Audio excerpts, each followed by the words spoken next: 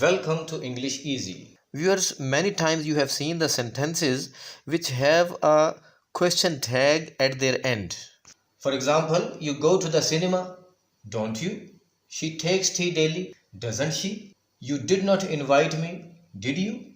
They are enjoying the party, aren't they? Viewers, आपने कई बार ऐसे सेंटेंसेस देखे होंगे जिनके आखिर में एक सवाल दिखाई देता है।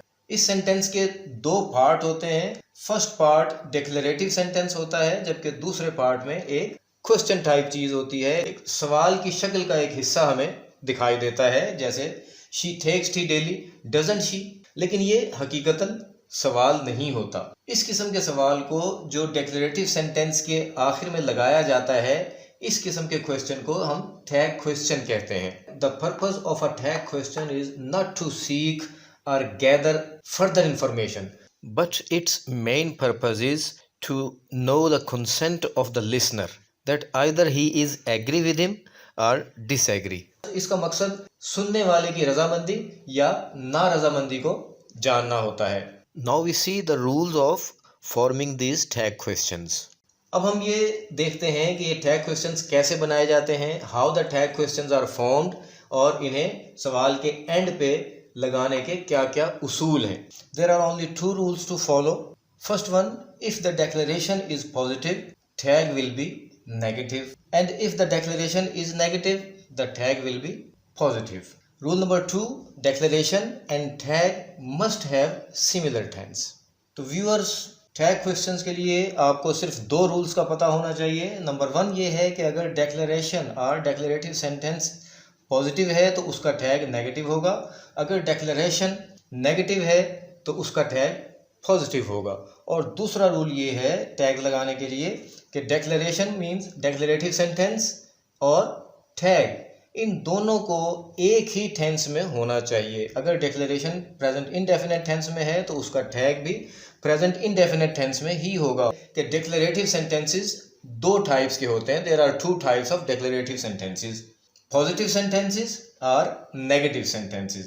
Positive sentences are like you go to the cinema, she takes tea daily, they are enjoying the party, you have reached the station, he will attend the lecture, we should be in time. These all are the examples of positive declarative sentences. Or other type, that is negative declarative sentences, are example number 3, you did not invite me, I cannot drive your car, she must not leave the school. These are the examples of negative declarative sentences. Rule number 1 is that if the declarative sentence is positive, tag question will be negative. And if the declarative sentence is negative, tag question will be positive. तो viewers, पहला उसूल ये है कि आप declarative sentence को देखेंगे। अगर डिक्लेरेटिव सेंटेंस पॉजिटिव है तो टैग क्वेश्चन नेगेटिव होगा, और अगर डिक्लेरेटिव सेंटेंस खुद नेगेटिव है तो फिर उसके लिए टैग क्वेश्चन पॉजिटिव होगा। तो इस पहले रूल को आप जहन में रखिएगा। अब हम बात करते हैं दूसरे रूल की। दूसरा रूल ये है कि डिक्लेरेटिव सेंटेंस में जो ऑक्सिलरी वर्ब इस्तेमाल होता है वही ऑक्सिलरी वर्ब टैग क्वेश्चन में भी इस्तेमाल होता है। इसको आप इस तरह भी कह सकते हैं, जिस टेंस में डिक्लेरेटिव सेंटेंस होगा उसी टेंस में उसका टैग क्वेश्चन भी होगा। एग्जाम्पल नंबर 4 देखिए, they are enjoying the party, aren't they? Declarative sentence is positive here, but the question tag is negative. Here the auxiliary verb in declarative sentence is are, and you can see here that tag question also has are. इस question में they are enjoying the party, जो auxiliary verb है वो are है, तो tag question भी are से ही बनेगा, are ही की हेल्प से बनेगा। यानी डिक्लेरेटिव सेंटेंस जिस टेंस में होगा उसी टेंस में उसका टैग क्वेश्चन भी होगा।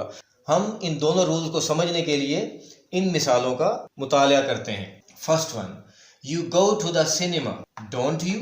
ये प्रेजेंट इंडेफिनिट टेंस है, और प्रेजेंट इंडेफिनिट टेंस में हेल्पिंग वर्ब के तौर पे डू या डज इस्तेमाल होता है। कि डिक्लेरेटिव सेंटेंस में आपको यहाँ पे ऑक्सिलरी वर्ब नहीं दिखाई देता, लेकिन जब when you change the sentence into negative or interrogative, you must have some auxiliary verb. तो present indefinite tense में auxiliary verb के तौर पे do और does इस्तेमाल होते हैं। इसलिए इस sentence का टैग क्वेश्चन बनाते हुए हमने do यूज किया, क्योंकि सब्जेक्ट थर्ड पर्सन सिंगुलर नहीं है। तो ये हो गया don't you. You go to the cinema, don't you.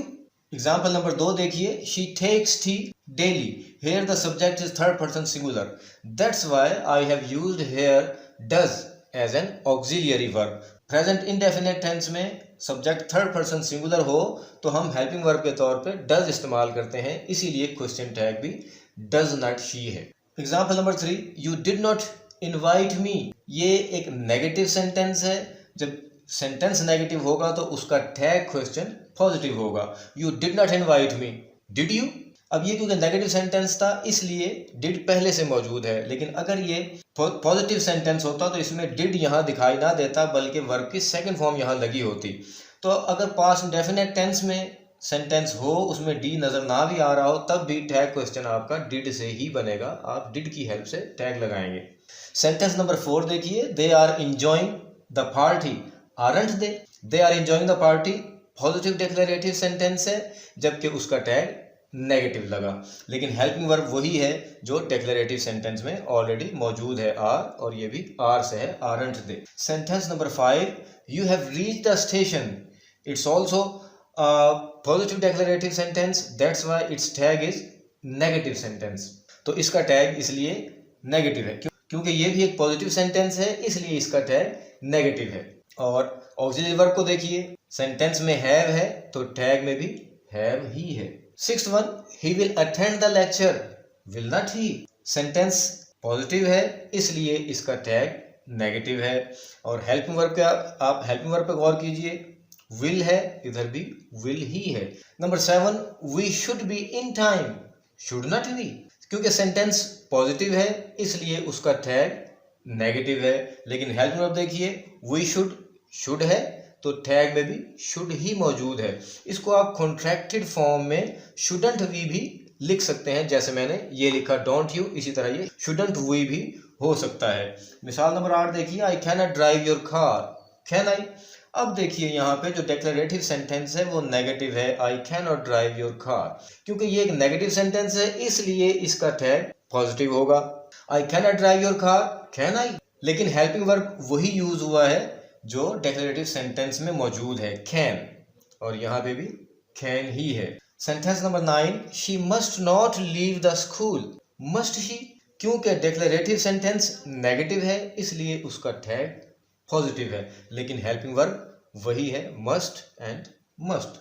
The last example is he was driving very fast, wasn't he was driving very fast positive sentence है इसलिए इसका टैग नेगेटिव है। इसको मैंने कॉन्ट्रैक्टेड फॉर्म में लिख दिया, just like this one, don't you, aren't they, इसी तरह मैंने इसको लिख दिया वाजंट ही। व्यूअर्स, उम्मीद है कि टैग क्वेश्चंस की आपको समझ आ गई होगी, क्योंकि ये कोई बहुत कॉम्प्लिकेटेड फिनोमिना नहीं है, सिंपल सी बात है।